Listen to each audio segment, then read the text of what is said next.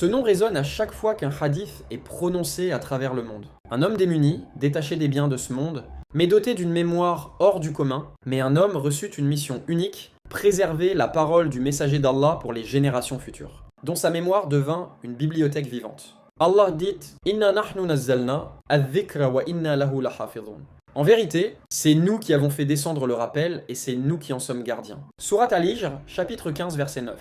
Parmi les moyens qu'Allah choisit pour préserver la religion, il y eut un homme dont le cœur ne se séparait jamais du prophète, sallallahu alayhi wa sallam. Cet homme est Abu Huraira, radiyallahu anhu, le plus grand transmetteur de hadith de l'islam. C'est un nom que vous entendez chaque jour. Un nom qui résonne à travers les siècles à chaque fois qu'un hadith est prononcé, du plus humble des minarets jusqu'au cœur des plus grandes universités islamiques du monde. Mais derrière ce nom se cache une histoire extraordinaire. L'histoire d'un homme venu de loin totalement démuni, qui avait choisi la pauvreté pour ne jamais quitter les pas du prophète, et dont le cœur devint un coffre-fort de science. Dans le noble Coran, Allah dit « Inna nahnu nazzalna adh-dhikra wa inna lahu lahafidhun » En vérité, c'est nous qui avons fait descendre le rappel, et c'est nous qui en sommes gardiens. Surat Al-Hijr, chapitre 15, verset 9. Et parmi les moyens sacrés qu'Allah a choisis pour accomplir cette promesse et préserver sa religion, il y eut cet homme. Un homme dont la pauvreté n'avait d'égal que sa dévotion et dont le cœur ne se séparait jamais du prophète. Entré dans l'islam comme un humble serviteur, sa mémoire devint une véritable bibliothèque vivante pour l'humanité. Il reçut une mission unique, gravée dans l'éternité, préserver la parole, les gestes et les silences du messager d'Allah pour toutes les générations futures. Cet homme, c'est Abu Huraira, radiyallahu anhu, le plus grand transmetteur de hadith de l'islam. Les origines et l'identité.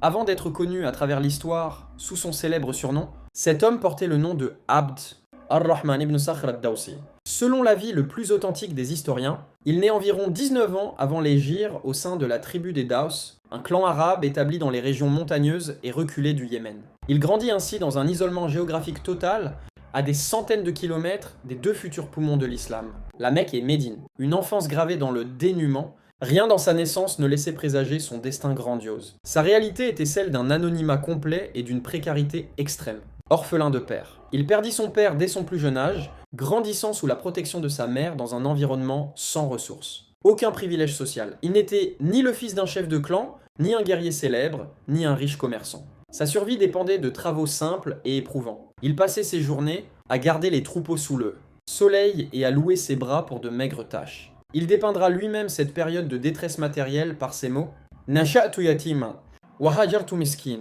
wa kuntu ujayiru nafsi bi ta'am batni » J'ai grandi orphelin, j'ai émigré pauvre, et je servais les gens contre un peu de nourriture pour calmer ma faim. La forge du caractère, l'école de la pauvreté. Cette enfance difficile ne fut pas un hasard, mais une préparation spirituelle. Loin de l'opulence et des distractions matérielles, la pauvreté forgea chez lui les piliers de son caractère futur. La patience et l'endurance, face à la faim chronique et à la rudesse de la vie de berger. Une absence totale d'orgueil, qui lui permettra plus tard de s'asseoir parmi les plus pauvres pour apprendre. Le détachement du monde Az-Zoud, n'ayant rien possédé à l'origine, son cœur ne s'attacha jamais aux richesses éphémères de ce bas monde. Alors qu'il n'était qu'un berger démuni au cœur des montagnes du Yémen, Allah préparait déjà ce cœur et cette mémoire à devenir le plus grand conservateur de la sunna prophétique. L'origine du surnom, la tendresse d'un jeune berger. Bien que son nom d'origine fût Abd ar-Rahman ibn Sakhr, l'histoire n'a retenu de lui que sa célèbre kunya surnom, Abu Huraira, qui signifie littéralement le père du petit chat ou l'homme au chaton. Ce surnom trouve ses racines dans sa jeunesse, alors qu'il était encore un humble berger au Yémen. Un jour, pendant qu'il gardait son troupeau, il découvrit une petite chatte sauvage. Pris de compassion pour l'animal, il décida de la recueillir. Dès lors, une habitude touchante s'installa. Le jour, il l'emmenait avec lui dans les pâturages pour s'occuper d'elle et jouer avec elle. La nuit, pour la protéger des prédateurs et du froid, il lui fabriquait un abri sûr dans un arbre avant de rentrer chez lui. Ses proches et les gens de sa tribu, le voyant constamment accompagné de l'animal, commencèrent alors à l'appeler Abu Huraira. La rencontre avec le prophète et la consécration du nom.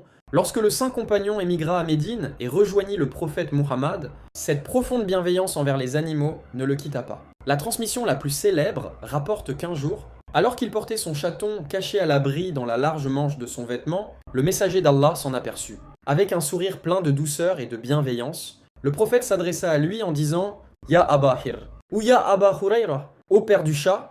Le prophète utilisait parfois le masculin Abu Hir le chat et le compagnon appréciait particulièrement cette variante, disant avec humour que le mâle est plus noble que la femelle. un titre de noblesse éternelle. Ce mot tendre prononcé par le messager d'Allah, sallallahu alayhi wa sallam, devint pour le compagnon le plus précieux des honneurs. Dès ce jour, ce surnom fut définitivement scellé. Abd ar-Rahman préférait qu'on l'appelle ainsi plutôt que par son propre prénom, car ce nom venait directement de la bouche de celui qu'il aimait le plus au monde. L'histoire a fait de ce surnom un symbole universel. Aujourd'hui encore, plus de 14 siècles plus tard, des milliards de musulmans à travers le monde prononcent ce pseudonyme affectueux à chaque fois qu'ils étudient la tradition prophétique, transformant un geste de bonté envers un petit animal en lin, des noms les plus célèbres de l'histoire humaine. Le flambeau de la foi au Yémen, la cause d'At-Tufail. La lumière de l'islam parvint jusqu'aux montagnes reculées de la tribu de Daws grâce à un homme d'honneur. At-Tufail ibn Amr ad-Dawsi, ce chef de tribu poète et respecté, s'était converti à la Mecque après avoir rencontré le prophète, sallallahu alayhi wa sallam. De retour parmi les siens au Yémen, il devint un prêcheur infatigable. Bien que la majorité de la tribu de Daws se soit initialement montrée hostile et réticente au message monothéiste, un petit groupe d'âmes pures répondit immédiatement à l'appel.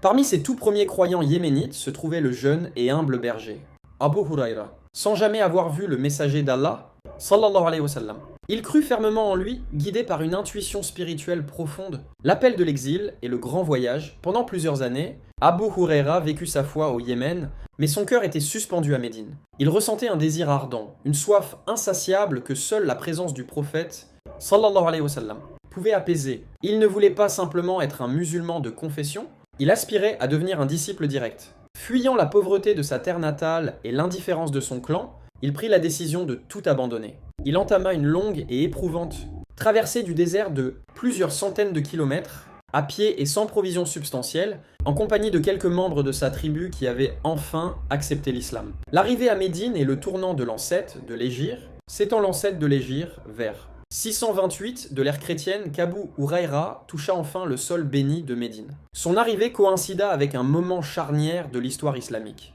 Le prophète et l'armée musulmane étaient alors absents, partis assiéger la forteresse de Khaybar. Ne trouvant pas le messager à Médine, Abu Huraira se rendit immédiatement à la mosquée prophétique, où il pria derrière Siba ibn al-Fattar que le prophète, sallallahu alayhi wa sallam, avait laissé pour diriger la ville. Animé par une impatience dévorante, il reprit la route pour rejoindre le prophète directement sur le champ de bataille de Khaybar. Lorsqu'il se présenta enfin devant le prophète, le siège touchait à sa fin et les musulmans célébraient leur victoire. Bien qu'Abu Huraira n'eût pas combattu, le prophète, sallallahu alayhi wa sallam, accepta son allégeance, l'accueillit avec bienveillance et demanda, même à ses compagnons, de partager le butin. Avec les nouveaux arrivants de la tribu de Daws, à cet instant précis, la vie du jeune yéménite changea définitivement. Le berger anonyme venait de franchir les portes de la prophétie. Il ne quittera plus jamais l'ombre du messager d'Allah.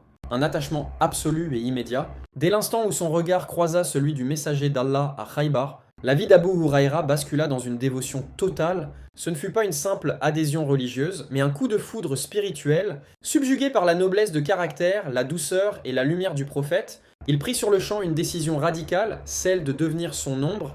Il sacrifia toute ambition humaine, tout confort et tout projet de mariage ou de commerce pour se consacrer exclusivement à une seule mission, accompagner le messager d'Allah à chaque seconde, recueillir chacune de ses paroles et mémoriser chacun de ses gestes. Le choix de la science face aux réalités matérielles, Abu Huraira constata rapidement que les autres compagnons, bien que dévoués, étaient absorbés par les nécessités de la vie quotidienne. Les Ansars, les habitants de Médine, étaient retenus par l'entretien et la culture de leurs palmeraies et de leurs terres agricoles. Les Muhajiroun, les émigrés de la Mecque, étaient occupés par le commerce et les transactions financières dans les marchés de la ville, pendant que les autres travaillaient pour assurer leur subsistance ou diriger des affaires. Abu Huraira fit le choix de la pauvreté, volontaire pour s'installer à plein temps à l'université de la prophétie. Il résumait cette situation en disant « Inna ikhwati min al-muhajirin, kana yashghaluhum as-safqu bil-aswaq, wa inna ikhwati min al-ansar, kana yashghaluhum al-amalu fi amwalihim, wa kuntu imra'an miskin. Alzamu Rasulallah, ala mil'i batni, fa ahduru hina yaghibun, wa ahfadhu idha yansawna. » Mes frères parmi les Muhajiroun étaient occupés par leurs transactions au marché, et mes frères parmi les Ansars étaient occupés par leurs biens et leurs terres. Quant à moi, j'étais un homme pauvre, je collais au messager d'Allah en me contentant de ce qui suffisait à remplir mon ventre. J'assistais ainsi aux assemblées lorsqu'ils étaient absents, et je mémorisais ce qu'ils oubliaient. Au cœur des Al-Soufa, l'extrême dénuement, pour concrétiser ce choix, il rejoignit les Al-Soufa, les gens du banc. Il s'agissait d'un groupe de compagnons célibataires sans abri et extrêmement démuni. Pour concrétiser ce choix, il rejoignit les Al-Soufa, les gens du banc. Il s'agissait d'un groupe de compagnons célibataires, sans abri et extrêmement démunis, qui vivaient sur une estrade couverte à l'arrière de la mosquée du prophète, sallallahu alayhi wa sallam, à Médine. Ils n'avaient ni famille, ni commerce, et dépendaient entièrement des aumônes et des repas partagés par le prophète et les musulmans les plus aisés. Ce quotidien à la Soufa était marqué par une faim chronique et terrible. Abu Huraira a décrit l'intensité de cette misère à travers des récits poignants, les évanouissements publics. La faim le tiraillait au point qu'il perdait parfois connaissance. En plein milieu de la mosquée, il racontera: il m'arrivait de tomber évanoui entre la chaire, minbar, et la chambre du prophète à cause de la faim. Les gens passaient, posaient leurs pieds sur mon cou en pensant que j'étais fou, alors que je n'étais pas fou, j'avais seulement faim.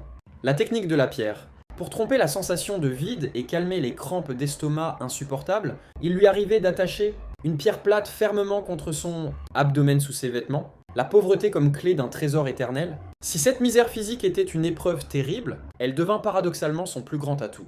N'ayant rien à perdre, rien à cultiver et rien à vendre, Abu Huraira disposait d'un capital unique, que les plus riches commerçants de Médine ne pouvaient en s'offrir. Le temps point libéré des chaînes du matérialisme, il passait ses journées et ses nuits à écouter, observer et graver dans son esprit la sunna. Cette pauvreté terrestre fut le prix à payer pour acquérir un trésor céleste. En s'asseyant sur la terre nue de la mosquée, le ventre vide mais le cœur grand ouvert, l'ancien berger du Yémen devint l'étudiant le plus assidu de l'histoire de l'islam, transformant ses années de privation en une source de savoir éternel pour l'humanité. Une immersion totale dans la prophétie, l'attachement d'Abu Huraira au messager d'Allah dépassait la simple présence physique. Il s'agissait d'une quête scientifique de chaque instant. Là où d'autres se contentaient d'écouter les grands discours publics, il analysait la vie du prophète, sallallahu alayhi wa sallam, dans ses moindres détails. Il était devenu une ombre observatrice, scrutant rigoureusement ses jugements entre les hommes, ses sermons sur le minbar, ses interactions avec les délégations et ses choix stratégiques lors des expéditions, ses adorations nocturnes, ses invocations spontanées et l'intensité de ses prières. Le langage non verbal, ses sourires, l'expression de sa colère, ses silences lourds de sens et ses moindres signes de tête, une rigueur méthodologique unique. Pour parfaire sa science, Abu Huraira ne se reposait pas uniquement sur ce qu'il voyait lui-même.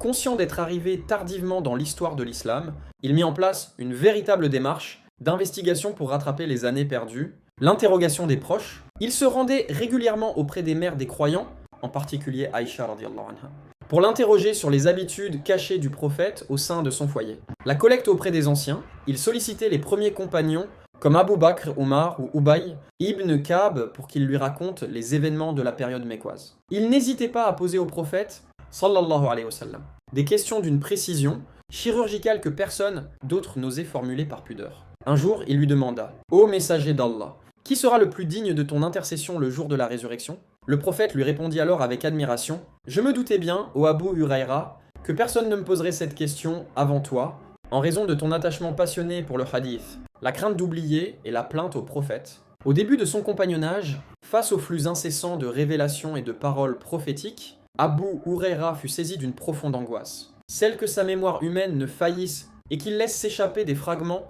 de la mine d'or spirituelle qui se déployait devant lui.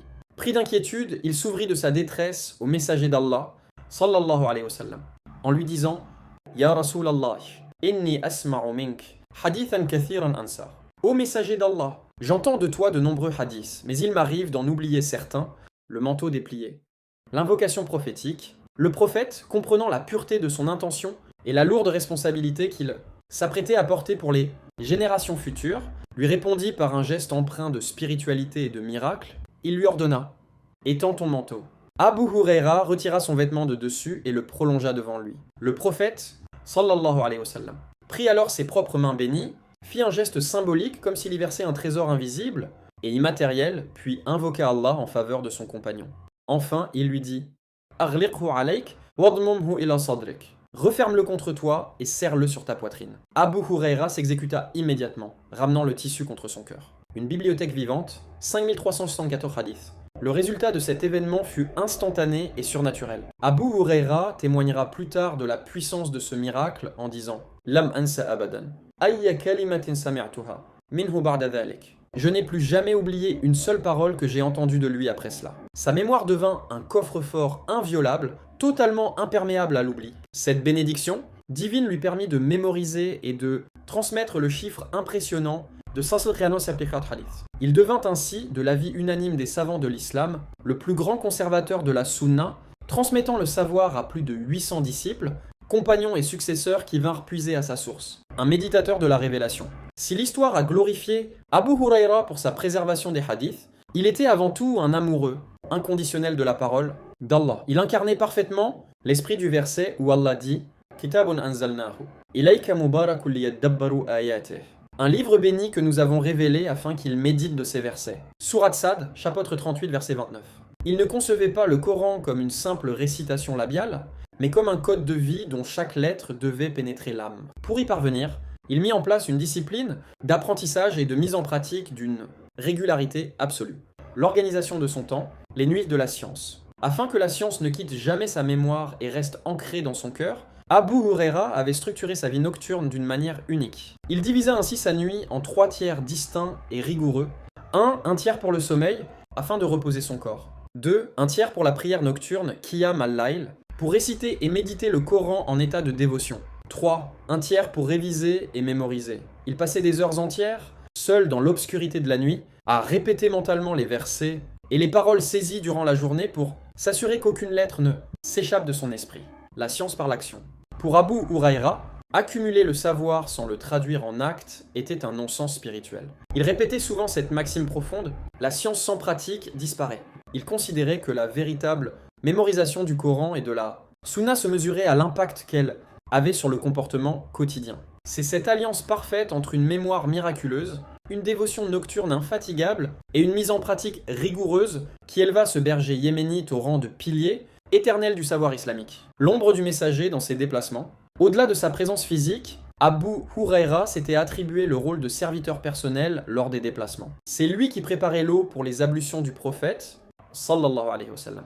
Ali Dawa et veillait sur ses sandales. Cette proximité physique immédiate lui permit de consigner des détails d'une précision chirurgicale, comme la manière exacte dont le prophète croisait ses doigts, tashbik sa démarche énergique comme s'il descendait d'une pente, ou encore sa posture assise en tailleur al-Qurfasha, l'observateur de l'infiniment petit, là où d'autres compagnons se concentraient sur les grandes lignes des révélations, Abu Huraira capturait les nuances du quotidien prophétique. C'est grâce à son regard aiguisé que nous savons comment le prophète gérait les imprévus domestiques. Sa réaction face à un récipient brisé, sa méthode pour réparer lui-même ses sandales, ou encore sa façon d'essuyer le visage de ses montures par compassion, le confident de la tendresse publique, son statut d'observateur privilégié transparaît lorsqu'il décrit la piété filiale du prophète. C'est lui qui immortalise la scène bouleversante où le messager d'Allah visite la tombe de sa mère Amina, pleurant à chaudes larmes et faisant pleurer toute l'assemblée autour de lui.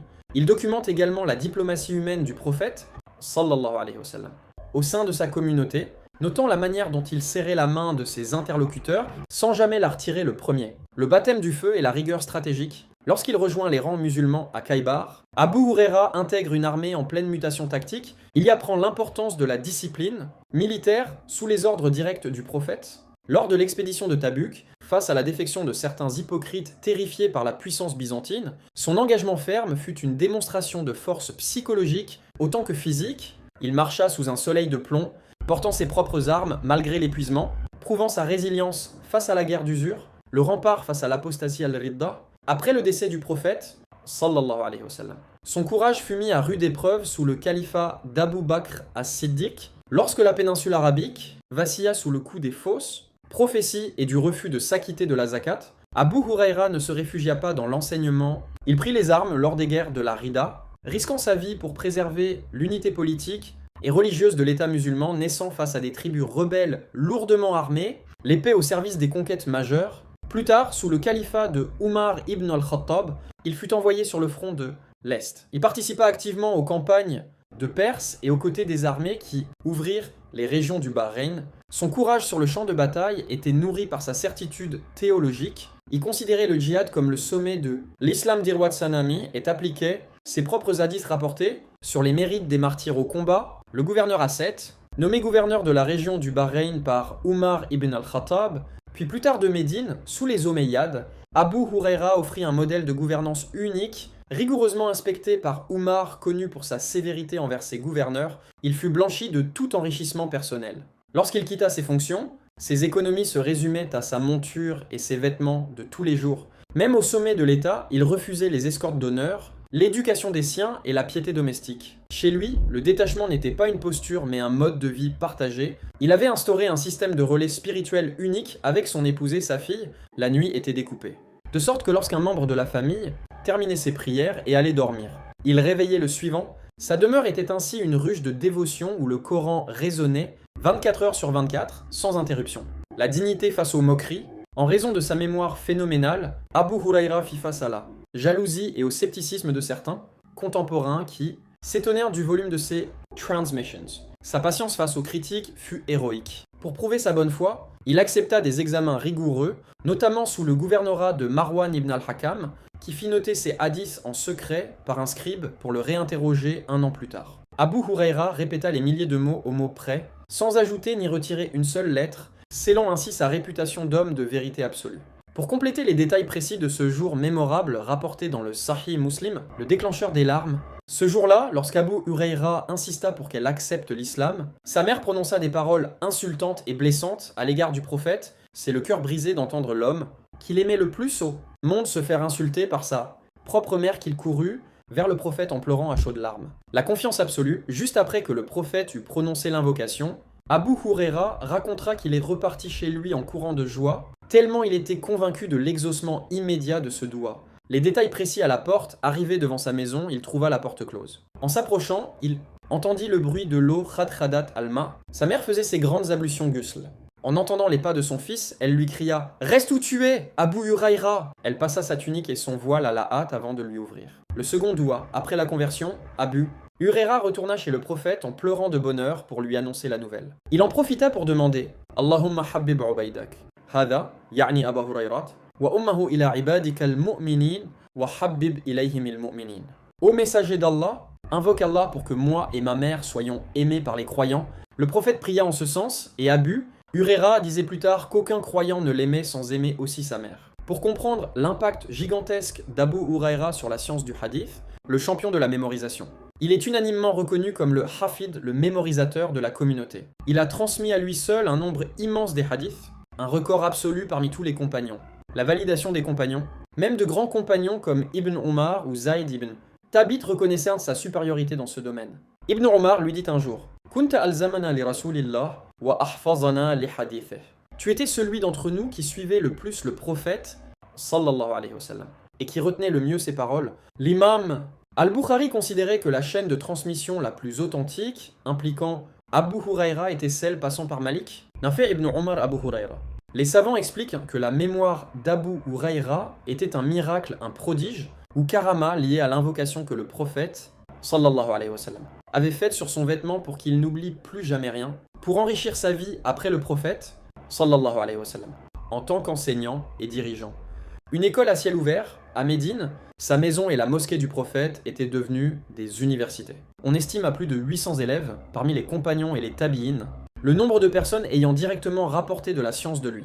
Un gouverneur humble, lorsqu'il devint gouverneur de Médine sous le califat de Muawiyah, il bouscula les codes du pouvoir. On le voyait porter lui-même ses fardeaux de bois sur son dos au marché, tout en étant le chef de l'État local. Il s'exclamait avec humour « Faites place au gouverneur » pour montrer qu'il restait un homme du peuple, l'arbitre de la science. Des califes et des juges de premier plan, comme Marwan ibn al-Hakam, lui envoyaient des messagers pour l'interroger sur des verdicts juridiques complexes, car sa parole faisait foi face aux litiges. Pour approfondir les secrets de sa méthodologie d'apprentissage, le sacrifice matériel soufa. Abu Huraira faisait partie des al-soufa, les gens du canapé. Il était pauvre, n'avait ni commerce pour l'occuper au marché, ni terre à cultiver. Son unique but était de rester collé au pas du prophète, se contentant d'un morceau de pain par jour pour survivre et apprendre. Le secret du vêtement étalé, sa méthode a été scellée par un événement précis un jour. Le prophète dit « Man yabsutu thawbahu falan yansa shay'an sami'ahu minni maqalati hadhihi thumma yajma'uhu ila sadrih » Qui veut étaler son vêtement, écouter mon discours, puis le rabattre sur sa poitrine pour ne plus jamais rien oublier? Abu Huraira prolongea son manteau, le prophète, sallallahu alayhi wa sallam. Parla, puis Abu Huraira le ramena contre lui. Ce fut la clé de sa mémoire infaillible. La révision nocturne, Abu Huraira ne laissait rien au hasard. Il avait divisé sa nuit en 3 parties bien distinctes, un tiers pour dormir, un tiers pour prier, et un tiers exclusivement dédié à réviser les hadiths qu'il avait appris dans la journée. Le partage immédiat, il considérait que cacher la science était un péché. Il allait souvent au marché pour interpeller les gens en disant « Antum hahuna wa mirathu rasulillah. Yuqsamu fi al-masjid » Vous êtes ici occupés à négocier. Alors que l'héritage du prophète est en train d'être distribué à la mosquée, l'héritage étant la science, pour approfondir l'état d'esprit spirituel et les paroles poignantes d'Abu, Hurayra face à la mort, lorsqu'il tomba malade de la maladie qui allait l'emporter, ses compagnons entrèrent chez lui et le trouvèrent en larmes. En plus de sa phrase sur les provisions, il ajouta ces mots profonds « Inni waqaftu ala aqabatin habut, la adri, ila, ayyi darayni tuaddi, ila al-janna am ila an-nar » Je me trouve au bout d'une voie qui monte, elle mène soit au paradis, soit en enfer, et je ne sais pas vers lequel des deux on va m'emmener. L'invocation sur son lit de mort, dans ses derniers instants, faisant preuve d'une immense espérance en la miséricorde divine, il répétait « Oh Allah, j'aime ta rencontre, alors aime ma rencontre ». Son ultime recommandation, il insista auprès de ses proches pour que ses funérailles restent d'une grande simplicité. Il interdit strictement qu'on dresse une tente sur sa tombe ou qu'on le suive avec un encensoir, des pratiques d'apparat de l'époque, demandant simplement « Dépêchez-vous de m'emmener vers mon Seigneur ». Le lieu exact de son dernier soupir, bien qu'il soit enterré à Médine, il passa ses toutes dernières heures dans sa demeure située à Al-Arqiq, une vallée bénie dans la périphérie de la ville, avant que sa dépouille ne soit ramenée au cœur de Médine. L'imam de sa prière funéraire, c'est Al-Walid ibn Utba, alors gouverneur de Médine, qui dirigea la prière funéraire, Janaza, sur lui dans la mosquée du prophète. Les illustres porteurs du cercueil, parmi ceux qui portèrent son corps et assistèrent à son enterrement, figuraient de très grands compagnons, notamment Ibn Omar et Abu Saïd al-Khudri,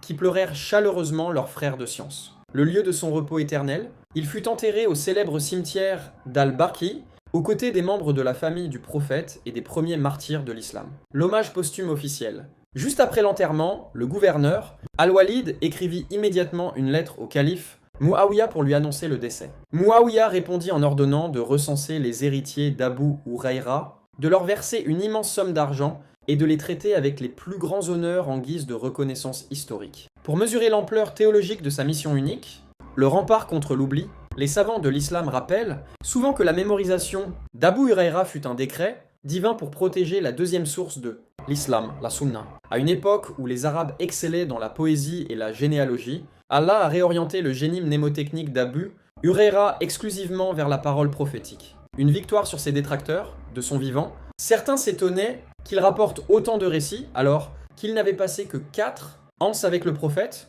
sallallahu alayhi wa sallam. Le temps a donné raison à sa sincérité.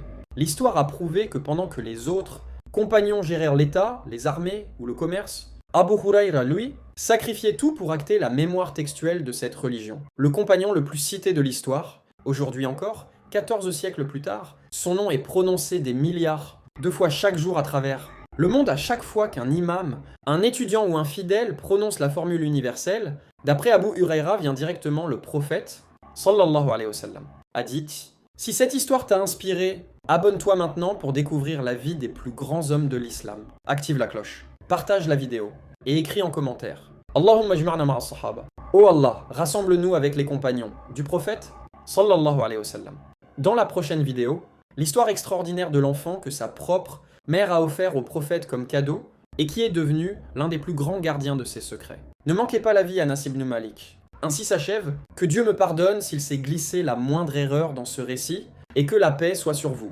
Assalamu alaikum wa rahmatullahi wa barakatuh.